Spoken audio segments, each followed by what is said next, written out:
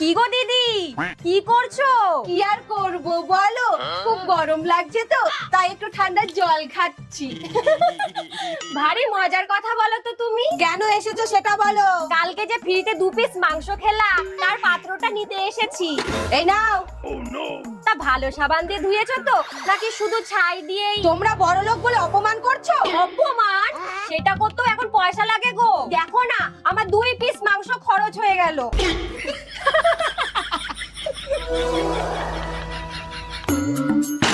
উফ, মানুষের দুটো টাকা হলে মাটিতে আর পা পড়ে না। না, খুব খিদে পেয়েছে, আমি দুটো খেয়ে নিই। ये सब क्या देखना पड़ रहा है। বৌমা, তোমাকে কতদিন বলবো ঘরে দুয়ারে বসে ভাত খেতে নেই, ধার দে না পারে? মা, সত্যি সত্যি দুয়ারে বসে ভাত খেলে ধার দে না বাড়ে? হ্যাঁ।